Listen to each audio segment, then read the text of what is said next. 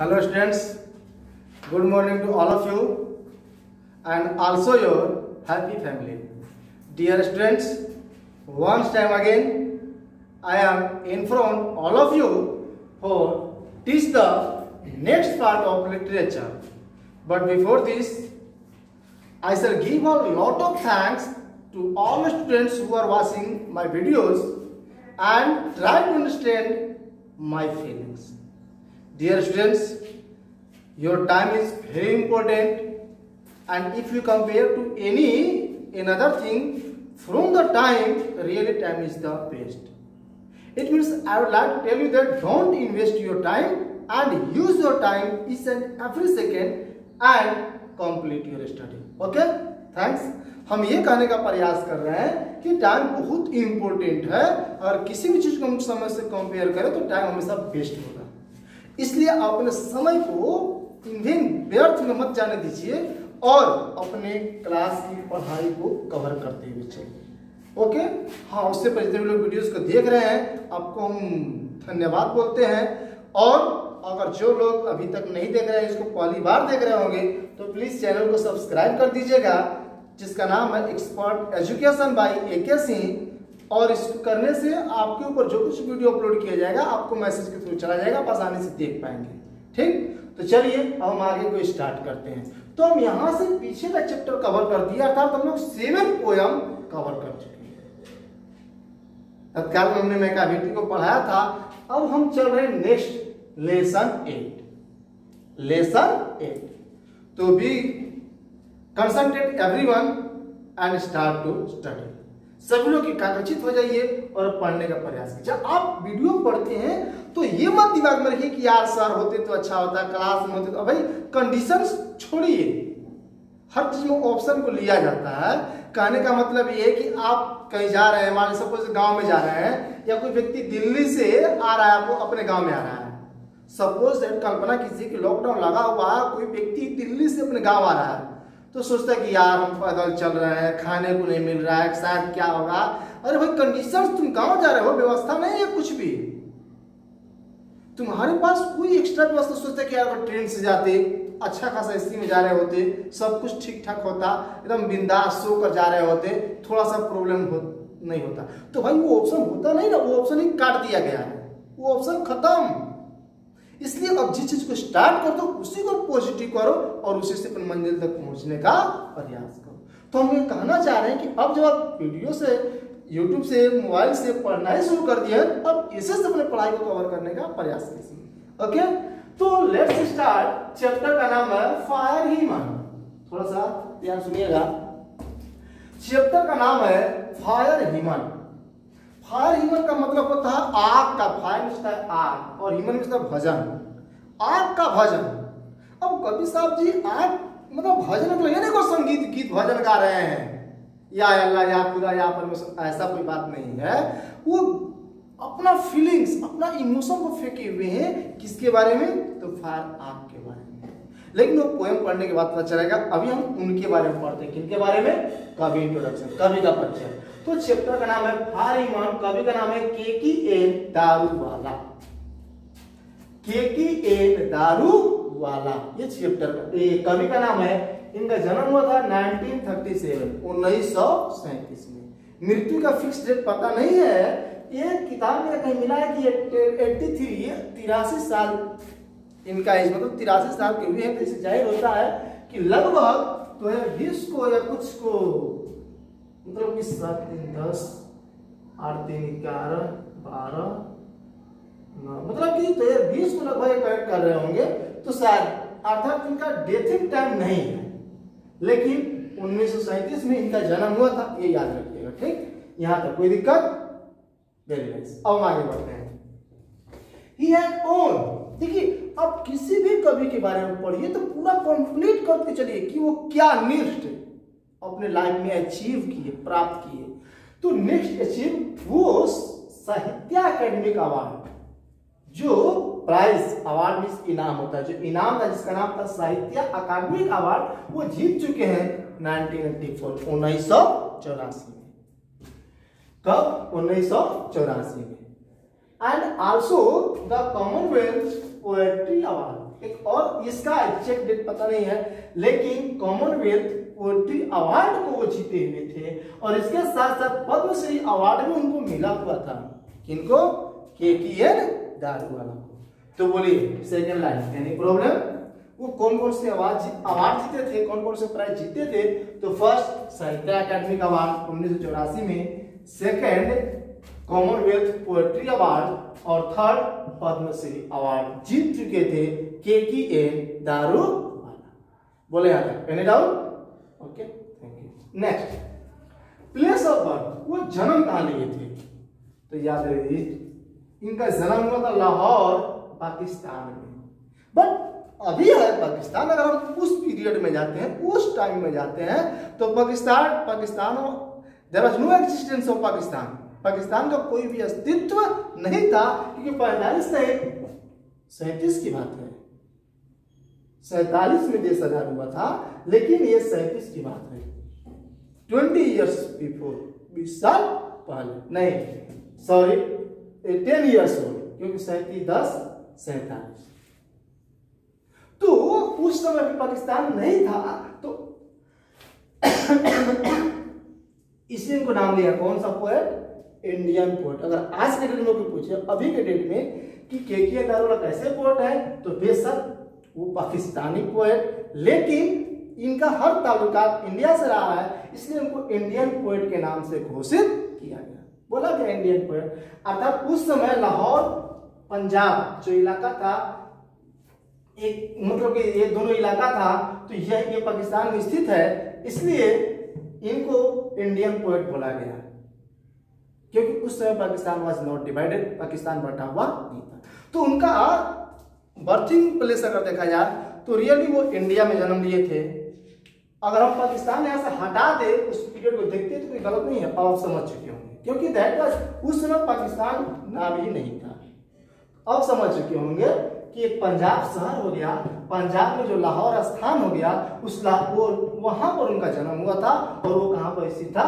India में, इसलिए इनको इंडियन पोएट बोला गया। लेकिन अब जो वो भाग था, वो जो एरिया है, जो ये स्थान है, अब वो चला गया पाकिस्तान में, इसीलिए अब इनको पाकिस्तानी पोएट के नाम से जाना जा सकता। बोलिए, एनी डाउट?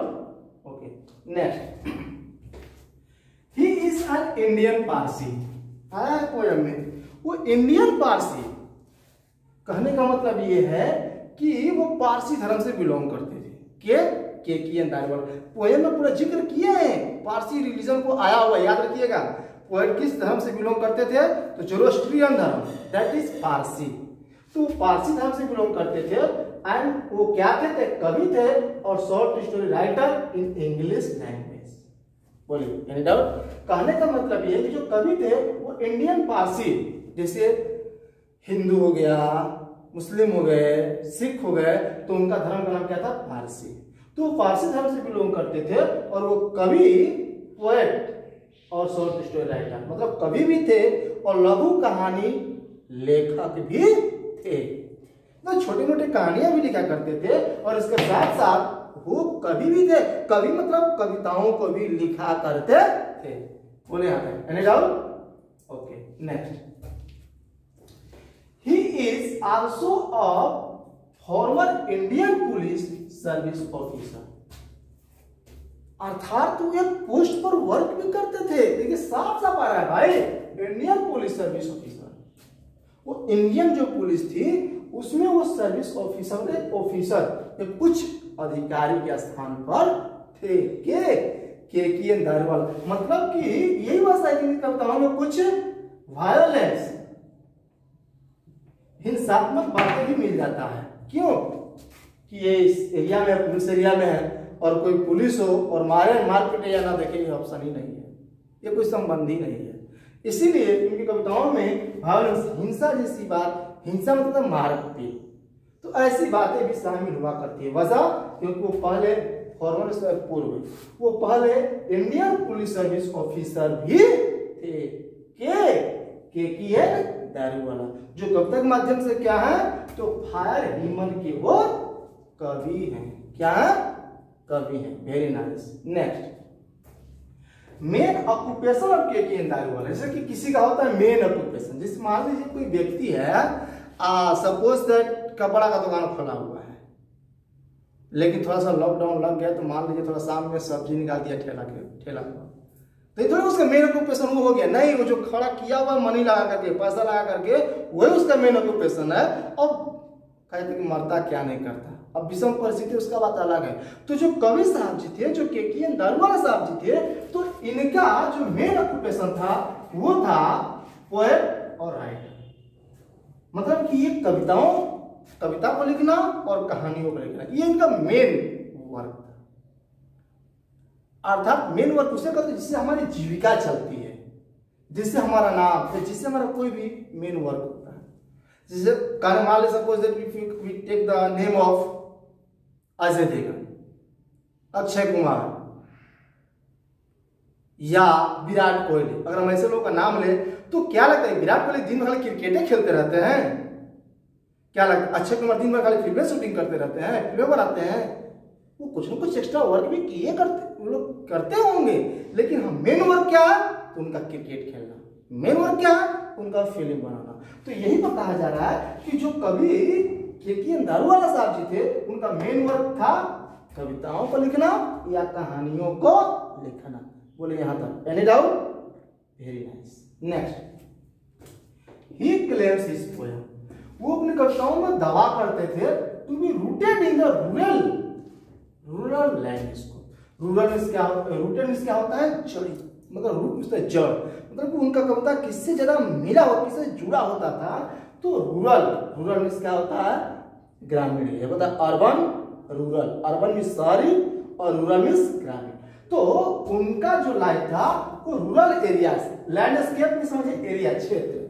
तो जो उनकी कविताएं हुआ करती, उस वो कविता ज्यादा से ज्यादा ग्रामीण इलाका से जुड़ा होता था। बोलिए समझ में आ रहा है? मतलब यहाँ पर ये लाइन ये बोलने का प्रयास कर रहा है कि जो केकेएन दारूवाला जी थे, वो जो कविताओं को, जिसे हम लोग पढ़े थे जॉन कीट्स का, तो जो जॉन कीट्स हैं ऑटोमन, जो जॉन कीट्स, वो अधिकतर कविताएं उनकी किससे अटैच होती हैं? तो नेचुरल, प्रकृति की तरफ से। तो उसी तरह से ये जो थे केकेएन दारूवाला, तो इनकी जो कविताएं होती थी वो अधिकतर ग्रामीण क्षेत्र से अटैच होती थी, जुड़ी होती थी। Okay, next, the theme of his poetry. Theme मतलब होता है मेन भाव। जैसे आप देखते हैं कोई मूवी निकलता है तो पहले टेलर, ये इसका टेलर है, फिल्म कहेगा भगवान जाने, लेकिन ये टेलर है पूरा, मतलब एक थीम, थोड़ा सा पार्ट दिखा गया कि ऐसे ऐसे वो मेन है। तो वही हो गया the theme of his poetry. उनकी जो कविता थी तो उनका मेन थीम क्या था, मेन उसका भाग क्या था? तो उनमें क्या क्या शामिल होते थे उन कविताओं में? तो लव इज लव, अर्थात प्रेम। भाई देखिए, हमारा मानना है जिस दिन लव, प्रेम खत्म हो गया, दुनिया खत्म। अर्थात सही में किसने बोला? Love is life, without love life is nothing. प्रेम नहीं तो जिंदगी खत्म। अर्थात जिस दिन माँ बेटा के बीच लव खत्म, रिलेशन खत्म, बेटा और माँ के बीच लव खत्म, रिलेशन खत्म। या जो भी स्टूडेंट है, टीचर है, ये तो माने हम लोग ऑक्यूपेशन के थ्रू अटैच हैं, लेकिन इसके साथ साथ में एक अलग का लव, एक रिलेशन बना रहता है, तो वो होता है प्रेम। अगर सभी लोग दूसरे से प्रेम से अटैच रहे तो हर कोई खुश रहेगा, हर कोई मस्त रहेगा, हर कोई बिंदास रहेगा। तो ये लव, अर्थात लव बहुत ही अच्छी चीज, इसलिए कभी सारी उनकी कविताओं में प्रेम होता था। डेथ कुछ ऐसी भी वर्णन करते जहां पर मृत्यु जैसी भावना हो, मृत्यु जैसी बात उसमें आ सके।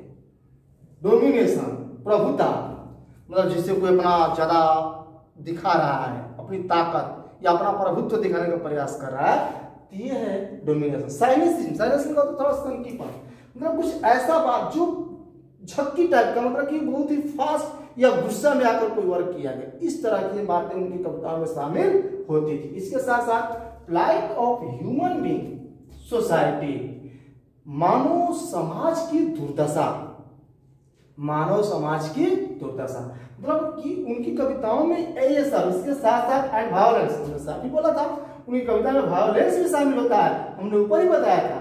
तो डिफेंस एरिया में थे, पुलिस एरिया में थे, जैसे स्वाभाविक हिंसा उनका स्वाभाविक था, तो कहने का मतलब है कि इनकी कविताओं में क्या क्या शामिल होता था। जैसे हम कोई मूवी देखते हैं तो मूवी में क्या होता है, कभी पूरा इंटरटेनमेंट चल रहा है, बिंदास मनोरंजन ही मनोरंजन हो रहा है, कभी कॉमेडी आ गया, कभी ऐसा पता चला कि रहस्यमय कहानी बन गया, भाई अब आगे क्या होगा, अब क्या होगा, तो ऐसा डाल दिया जाता है, सीन हो गया, या उसमें ऐसा मतलब कि स्टोरी डाल दिया गया, या ऐसा पार्ट डाल दिया जाता है कि हम आगे जानने के लिए विवश हो जाते हैं। यहाँ तक कि खाना पड़ा हुआ पता नहीं चलता है कौन खाना लेके चला भी गया, हम देख रहे हैं क्या हो रहा है। तो ये उसका मेन पार्ट, यही सब पार्ट को रखकर कोई भी चीज को तैयार किया जाता है। जैसे घर है तो घर का मेन पार्ट क्या हो जाएगा, एक पिलर यहाँ है, एक पिलर वहाँ है, एक पिलर वहाँ है, एक पिलर वहाँ है, तो यही सब पार्ट, यही सब खड़ा करके हम क्या करते हैं, ऊपर घर तैयार करते हैं। तो ये सब जो पार्ट है ना, वो पोएम्स का पिलर है। तो इनका कैसे कैसे पिलर हुआ करते थे, तो उस कविताओं में लव हो गया, प्रेम हो गया, डेथ मृत्यु मतलब दुखद बात भी हो गया, डोमिनेशन प्रभुता भी हो गया, शक्ति संपन्न भी हो गया, साइनेसिस कुछ गुस्सा टाइप का या कुछ एटमोस रिजल्ट वाला बिहेव भी हो गया। इसके साथ साथ मानवीय समाज की क्या दुर्दशा है ये भी उनकी कविताओं में शामिल होता था। इसके साथ साथ वायोलेंस हिंसा भी उनकी कविताओं में शामिल हुआ करता था। बोले यहाँ any doubt? Okay, next, he rights with intensity, he rights वो लिखते थे केटीएन दारू वाला विद इंटेंसिटी पूरे उग्रता के साथ। मतलब ये नहीं कि अब दौड़ना कोई काली चलो रनिंग दौड़ लगा रहा, दौड़ रहा है खाली हाथ जितना तेज पर नहीं चल रहा है उसे वैसे हाथ चल रहा है, दौड़ना है दौड़ रहा है पर नहीं बढ़ रहा लेकिन हाथ पूरा बढ़ रहा है, तो ये नहीं। अर्थात वो लिखते तो इंटेंसिटी पूरी उग्रता के साथ, तो वो पूरा एनर्जी लगा देते थे क्या करने में, कविताओं को लिखने में। एंड विगम मतलब जोश, मतलब कि जोश में, अभी नहीं कि भारत माता की जय इनकलाब जिंदाबाद, अब जोश नहीं है, इनकलाब जिंदाबाद भारत माता की जय, मतलब कि बोलिए तो ऐसा जोश हो कि नहीं भारत माता की जय इनकलाब जिंदाबाद, इनकलाब मतलब जोश, क्योंकि आप नारा लगाते हो आपके पीछे हजार लोग होते हैं, तो जब आप ही में नहीं जोश है तो अन्य लोगों में कहां से जोश आएगा। तो वही कवि साहब वही लाइन बता रहा है कि उनके अंदर जोश भी होता था, और जब कविताओं को लिखते थे तो अपने जोश को शामिल कर दो, पूरी उग्रता पूरी क्षमता को लगा देते थे। इन्वोल्व इन पोएटिक क्रिएशन होता है क्रिएशन निर्माण करना बनाना, मतलब जब केटीएन दारू जब कविताओं को लिखते थे तो उनकी कविताओं में पूरा जोश उनका भरा होता था, उनकी इंटेंसिटी उग्रता या उनकी चाहत उनकी भावना क्या होती थी उनकी कविताओं में शामिल होती थी। बोलिए पॉइंट नंबर 8 तक कोई doubt? Okay, 9 his important value, उनकी महत्वपूर्ण किताब, एग्जाम में सब पूछता है याद कर लीजिएगा, उनके महत्वपूर्ण किताब कौन कौन थे, तो याद रखिएगा वॉल्यूम इसका पार्ट या हिसाब पढ़ते हैं कि वॉल्यूम पार्ट 1 वॉल्यूम पार्ट 2, तो ये है कौन कौन थे, तो अंडर ओरियन फर्स्ट बुक जिसका नाम था अंडर ओरियन, ये आया था इनका 1970 में, कब था 1970। उसके बाद है एबेरिशन इन अप्रैल, ये आया था 1971 में। उसके क्रॉसिंग ऑफ रिवर्स ये आया था 1976 में, और वो प्राइज जीते थे 1984, मतलब काफी कविताओं को लिखने के बाद उनको क्या मिला था, प्राइज मिला था। तो बोले यहां तक कोई डाउट? अब हो जाएगा। तो जब भी आप ऑब्जेक्टिव टेस्ट वगैरह आपका होता है तो आप बनाते सर आप लोग टेस्ट दिए अच्छा मार्क्स लाए, इससे सिद्ध हो रहा है कि आप लोग पढ़ रहे हैं, इसी चीज को और कंटिन्यू रखिए और बेहतर से बेहतर करने का प्रयास कीजिए, अच्छा रहेगा। और कोई भी डाउट होता है तो आप कमेंट करने का प्रयास जरूर कीजिए, या ये वीडियो कैसा लगता है ये भी कमेंट करने का प्रयास कीजिए। और अगर आपको ये वीडियो अच्छा लगता है, आप अगर सेटिस्फाइड हैं तो अन्य लोगों को भी बताइए कि भाई देखिए यहाँ पर पढ़ाई होता है, आप पढ़ सकते हैं, और थोड़ा सा उनके चैनल को सब्सक्राइब कर देना जिससे तुम हर वीडियो क्या कर सकते हो, देख सकते हो। Okay, thank you to all of you and have a nice day, be happy and live your house with a full enjoyment. That's last.